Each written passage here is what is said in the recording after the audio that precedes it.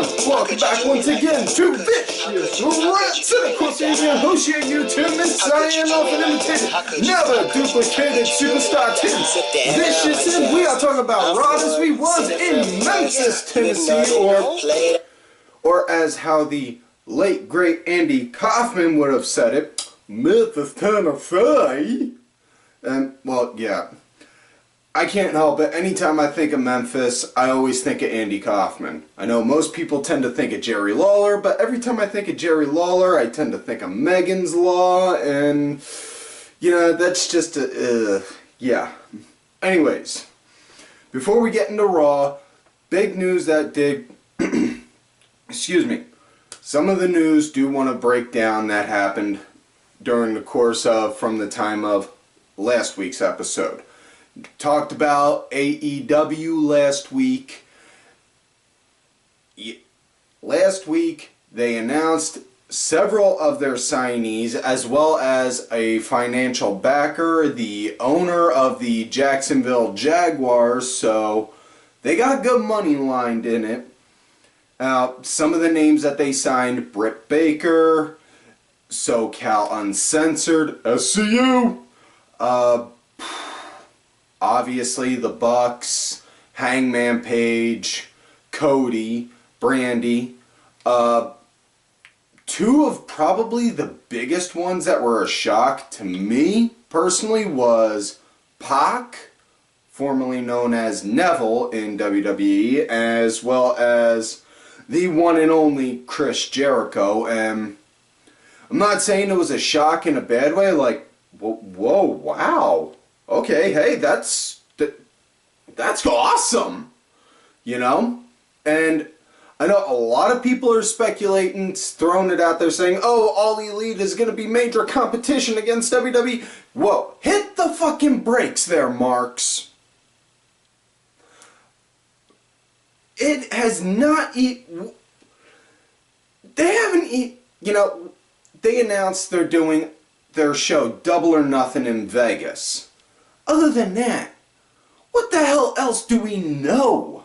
Everything out there so far is speculations, rumors, you know, predictions. Take everything with a grain of salt right now, because honestly, I would put more money into MLW being major competition against WWE before All Elite Wrestling at this point.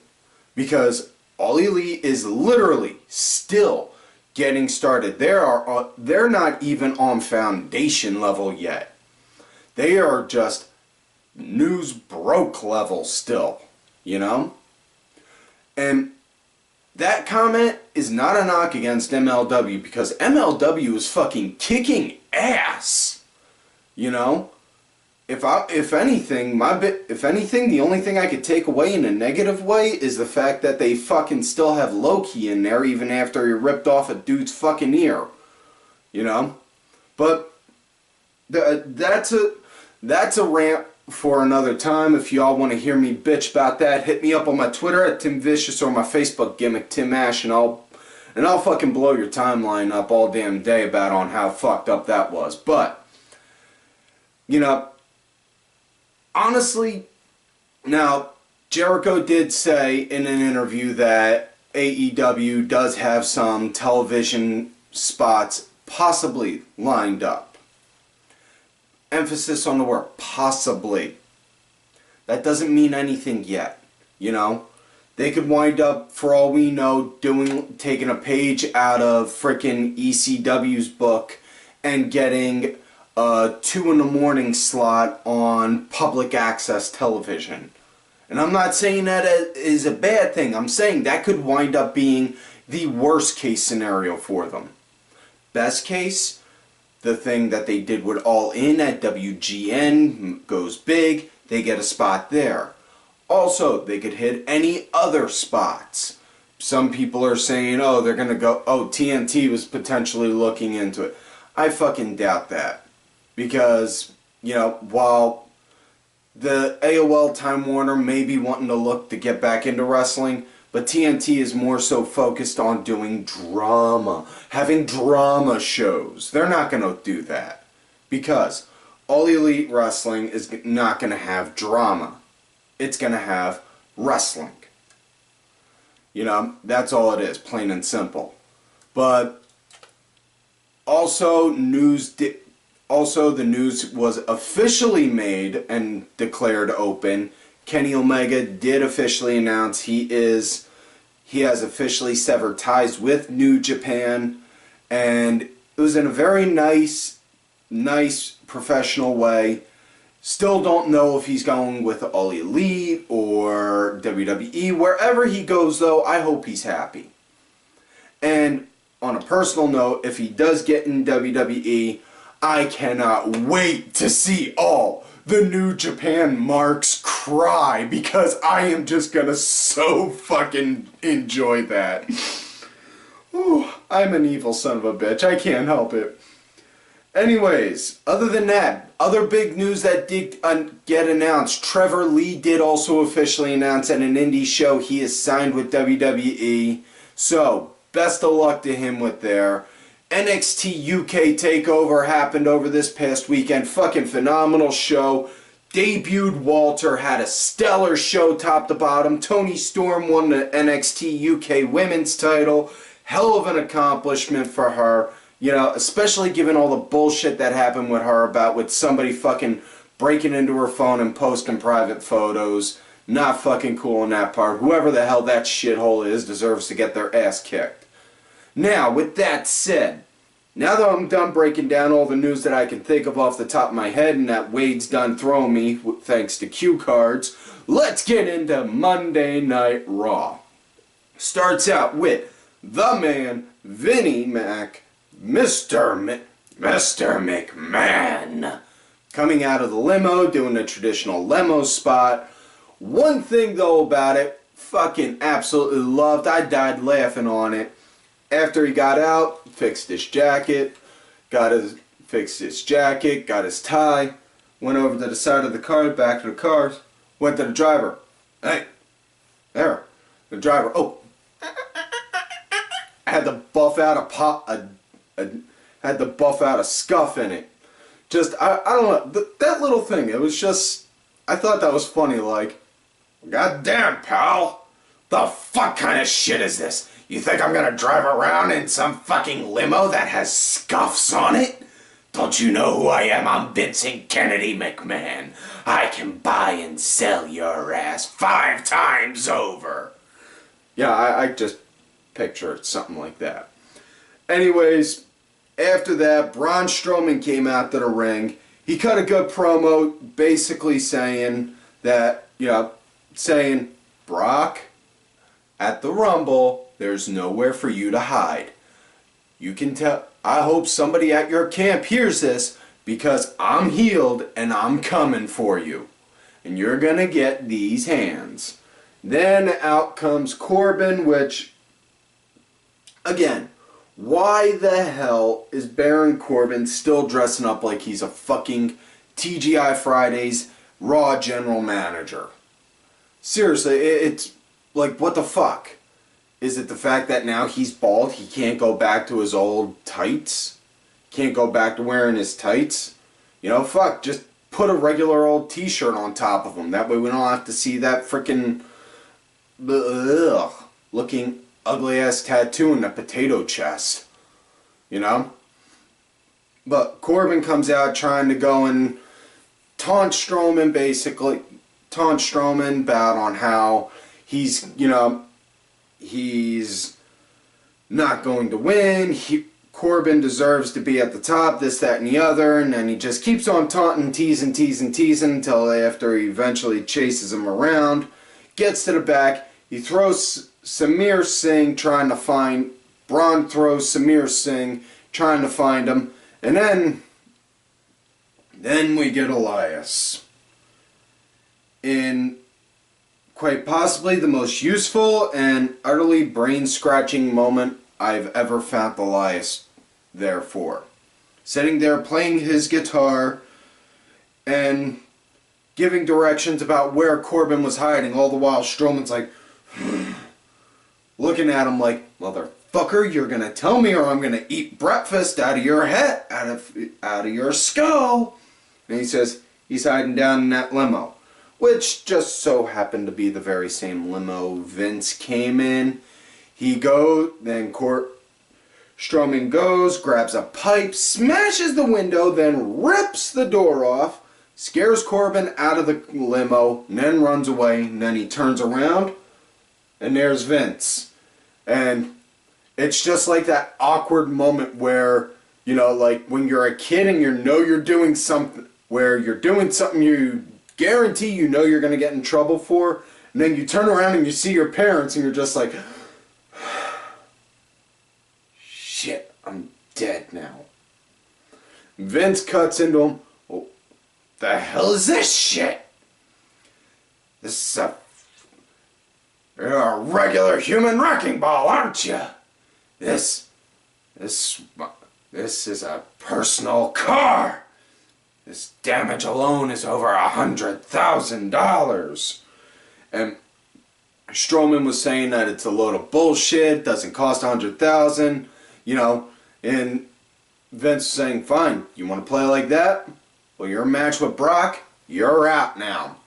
So then Strowman gets mad, flips the limo over. I mean, literally, like, flips the limo over. Like, if this phone right here was the limo, Strowman, boom, flipped it over just like that. And only in wrestling can you say a fully grown, angry man picked up a vehicle and tipped it over by himself.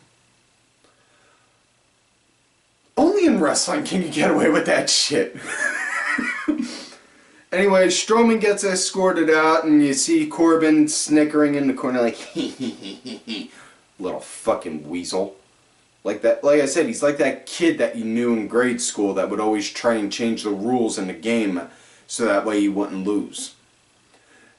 And I know it's a chicken shit heel thing, but still, and it annoys me. And not in a chicken shit heel way, it's just, I always hated those kids when I was in grade school, so that's why. But, moving on. First match of the night, women's tag team match. Ronda Rousey and Sasha Banks going against Nia Jax and Tamina.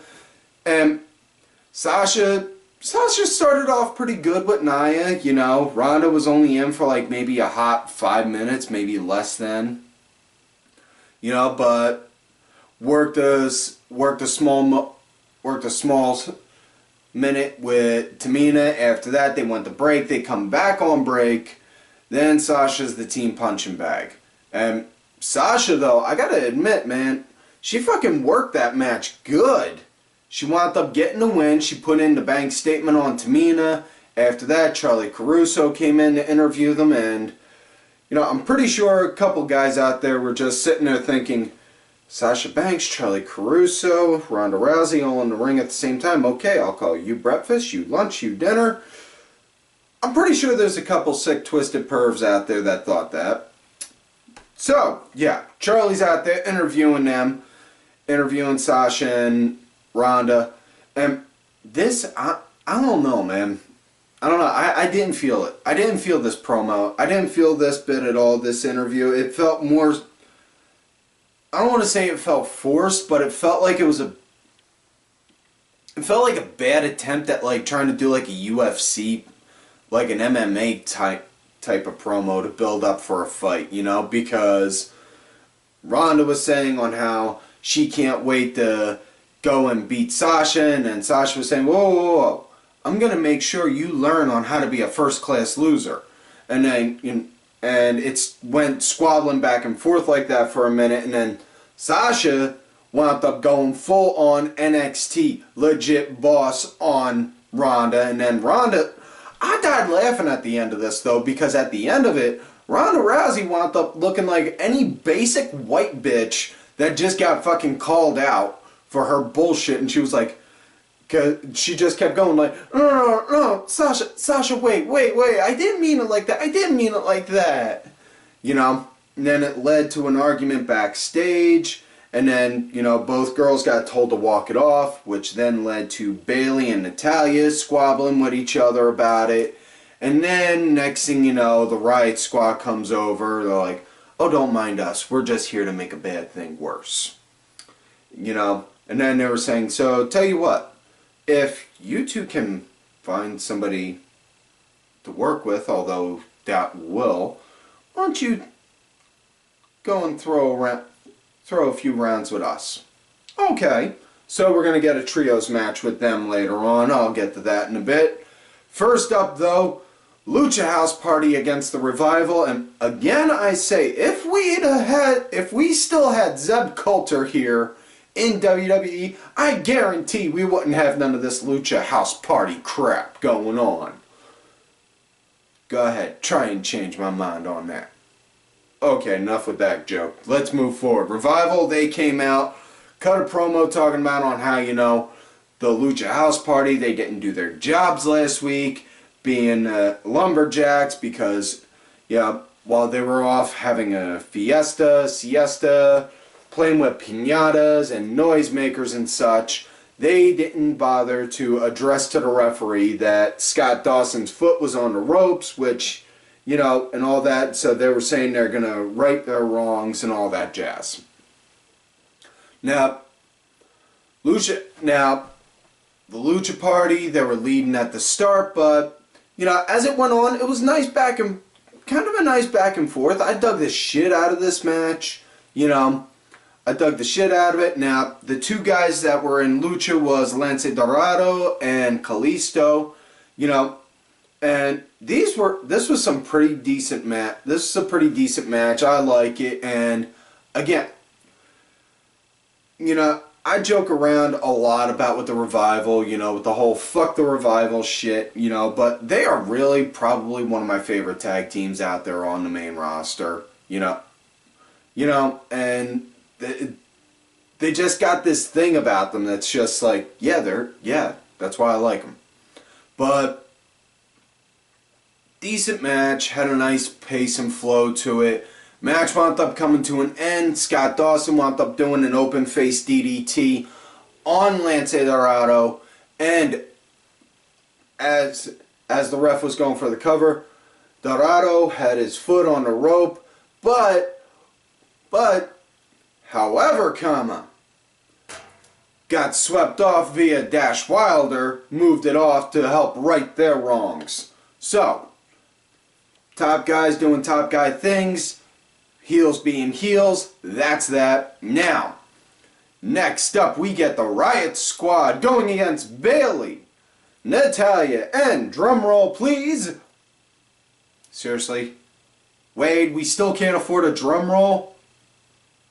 How fucking hard is it to buy a freaking empty... How freaking hard is it to get an empty coffee can and 2 pencils to make a drum? People I work with. The final was the one and only Nikki Cross. She finally made her debut on Raw. In which case, oh Lord have mercy. Whew. Really cute, crazy, psycho Scottish chick. I've never been more attracted and terrified in my entire life. This, honest to God, Nikki Cross stole this entire match. She stole this entire match, you know. If you're going to make a debut, you make it big, and oh my God, did she make it freaking big. You know.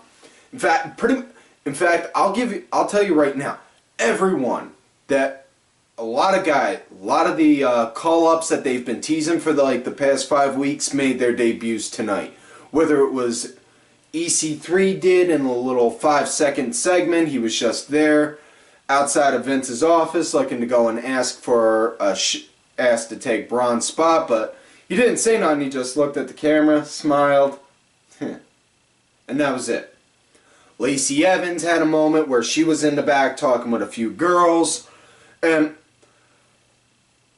Heavy Machinery, Otis Davosevic came out freaking tweaking or something in Alexa Bliss's talk show segment, and yeah. But yeah, so guarantee we know Lars Sullivan is going to SmackDown now. Well, can't guarantee that. He might wind up showing up on Raw next week. But either way, back to this match with the women's match. fucking, like I said, Nikki Cross stole the freaking match, man.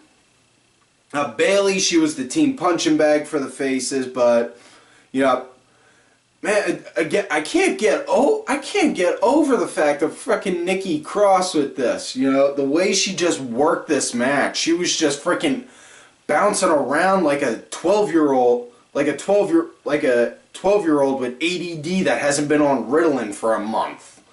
And I'm allowed to say that fucking joke because that was me when I was 12. So if any of y'all got fucking PC issues with that, fuck you. Yeah. Yep, but man, she was fucking bouncing around everywhere. Probably my favorite part was when she got thrown out of, she got out of the ring, crawled under the ring, came up over the apron, grabbed Ruby by her feet, dragged her down, and Ruby's facial expression's like, no! Like getting pulled down and then got stuck in the ring curtain. And she was just freaking clubbing her. I just freaking, that spot just tickled me something fierce. But anyways, match wound up coming to an end. Nikki, she was in there working Liv Morgan. Next thing you know, tagged in Bayley. Nikki Cross hit an elevated neck breaker off the top rope. And then Bayley came off to the top. Randy Savage, hail to the queen in Bayley's case. Elbow drop, 1, 2, 3. That was it. So there's your winners. Next up, we get Jinder Mahal, Finn Balor. And this match came to be because after this women's match, Vince came out to declare about the vacant spot for Brock Lesnar's match at the Royal Rumble. And then out came Cena saying, and man, I still can't get fucked. I give John Cena a lot of shit, but I still respect him. But this one time, I'm sorry, this promo, I could not fucking give him credit or props on because he came out saying, basically summing it up, and I'm using some of his stuff, he was saying, let me put it to you like this. Stone Cold came here. Screw you, I'm out. Rock, screw you, I'm out. Brock, screw you, I'm going to go play football. You were left with no one. I came to you and said, give me a chance. I'll prove you right. And I didn't disappoint. And I've been doing it since. Now I'm asking you for another chance again. No, because by John's own argument, he's saying, Stone Cold said, screw you, I'm out. And Stone Cold legitimately walked out. Rock, I'm out. He went into acting. Brock Lesnar, screw you, I'm going to play football. He played football, got cut preseason, then worked MMA. John Cena wound up freaking going and doing the same exact shit The Rock did. And again, that promo he cut on The Rock, saying on how The Rock said he's here, he's home, he's never going to be home. But then he leaves 3 weeks later, and then he leaves the next day. Same exact shit John's doing now. I'm sorry, but no. Nah, you're fucking two-faced and hypocrite bullshit right there. That don't fucking sit right with me. But anyways, he's asking for his shot, and then McIntyre comes out and says, no, I deserve it. And then out comes Corbin saying, whoa, I feel I deserve it. And then Finn comes out saying, hold up now, I'm getting sick and tired of being left out of these conversations all the time. Now, unlike all of you, I'm the only one in this ring right now that can say they were Universal Champion. So I'm asking you, Mr. McMahon, give me that shot. And then Vince with the line of the night. There's a lot of beef in here. Finn wound up getting into him saying, you never had faith in me. They all did. I'm going to prove you right. Vince wound up saying, fine, we're going to have a fatal four-way later tonight to determine who's going to go against Brock at the Rumble. After that, then there was a backstage segment with Jindar saying, I wish I could have been out there, but I didn't get a chance to because I had to tend to Samil Singh, but I should be in that. And then, because I was WWE champion, one of the greatest ones, I had a shot with Brock. I was set to go against Brock Lesnar. I never had that opportunity. I want that. And Vince's like, alright, tell you what, you pick anyone that's in the Fatal 4-Way tonight. You beat them, you can have a shot. You have their spot tonight. He said, I'm going to go against Balor. So as Balor's doing his pose up on the turnbuckle, Samir grabs the ankle, and then Jindar, boom, starts going after Finn, starts working the ribs, beating him up, something fierce, and then ref comes over. Finn, you okay to do the match? You okay to do the match? Yeah. Alright, ring the bell. So the match gets on way, and for the most part, Jindar was leading this match, and yeah, well, as a heel should, because, you know, the heels, they're the fucking quarterback in the ring, basically. You know, they call the damn match. You know, you have a good heel lead the match, you get a good fucking match, and I'm not gonna lie, this was a fucking good show. You know, all in all, I give this show a good 8, 8.5. But the match, man, I fucking loved it. It was nice, good, solid storytelling of Jindar saying he wants his spot, Finn saying, I deserve my spot, and I'm a fight to prove that I deserve it. And he keeps it, winds up beating Jindar, I should say. Blech. Coup de grace. So, next matchup, we got Triple Threat Intercontinental title match. Dean Ambrose, Bobby Lashley, Seth Rollins. And this was a, well, you know, like I always say, I call this every time I say this every time I have to call a triple threat match. Man, you always get the one person that feels like a third wheel. And honest to God, Bobby Lashley, he felt like the third wheel in this. But, yeah, you know, somehow though, he made it work. You know, I mean, right at the start, Lashley and Ambrose started double teaming on Rollins, taking him down, and then Lashley, he was working on Ambrose. And the only part that really made me like scratch my head was after seeing Ambrose and Bobby Lashley going after Seth so hard, and then just right out of nowhere, Seth and Dean working together. Like, wait a second. Huh? That was really the most confusing aspect of this match. You know? Now, Lio Rush, God bless, man. I fucking love this kid right here. Lio Rush. He wound up running interference with Seth. Freaking bouncing around doing the flips. I know he said it out there on Twitter before, but I fucking really hope it happens. If they ever make a live action Spider-Man movie with Miles Morales, they fucking need to get Leo. Man, because he could do half of his own stunts. No doubt.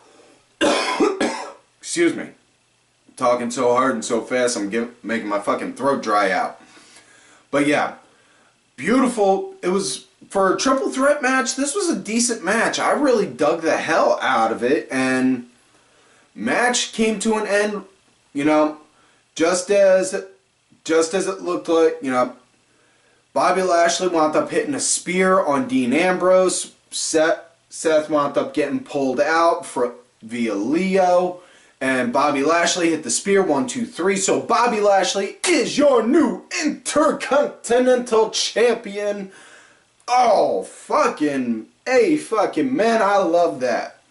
Because one thing that I love more than seeing somebody that I like being a champion, it's having somebody that I like that's a heel that other people don't like as the champion, because then it's just, man, I can't fucking wait to see him lose that title. And then it's just, okay, give me a build up now. Who's the fucking babyface that's gonna beat the shit out of him to get that title? Who's the babyface that's gonna have to go and play dirty? What are you gonna do? That's what I want now. So now we come to the main event of the night. Fatal 4-Way, Finn Balor, Baron Corbin, Drew McIntyre, John Cena. mayhem everywhere. Mayhem all at the start from the bell. You know, after the break, pace dies down, slows down, not dies down, should say, bad choice of words, slows down. McIntyre, though, for the most part, I gotta say, he was kind of leading the way things were going with it, you know, and, you know, like I've said before, Drew McIntyre, definitely see as a Universal Champion down the road. I don't see him being the one to dethrone Brock, but I definitely see him being the guy that takes out the guy who beat Brock.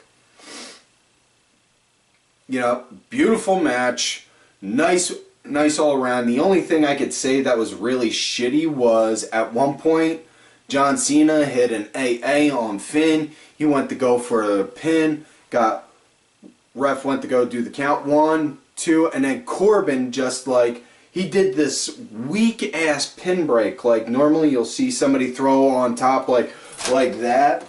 No, instead it was more so he was like that. It was like the almost like that in a way, like the fuck kind of weak pin break is that shit? But yeah, decent match. Loved on how it went. Match wound up coming to an end though with Finn Balor winding up getting the coup de grace on Cena, get the 1, 2, 3. So that is that. Finn Balor wins. After the match, Cena cut a promo saying, "You said Vince lost all respect for you. You just earned one more man. They all have respect for you. You just earned this man's respect." Ladies and gentlemen, the new #1 contender for the Universal title, Finn Balor.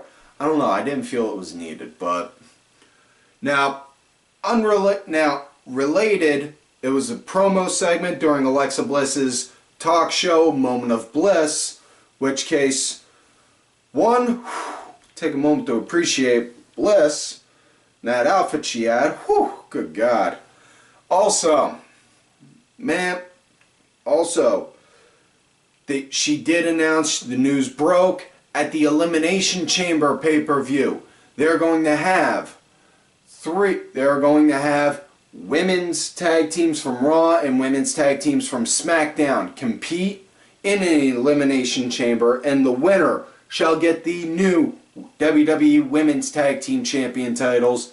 Honest to God, I really hope that the Iconics, or maybe Mandy Rose and Sonya Deville win it, just because I want the heels to win the titles first, because like I said, then it's just, oh man, I can't wait to see them lose it. So yeah. But yeah, so that is it for this week's show, folks. So like on normal, don't forget to like the video, subscribe to the channel, go back, watch some of the other episodes. Make sure you look for me on my Twitter at Tim Vicious.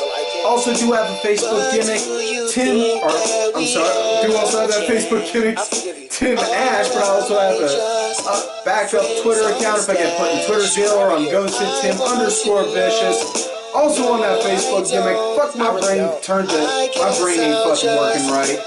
Now, also folks, do not forget to follow all of these cool ass cats radio on Twitter. I'm sorry, I'm fucking up.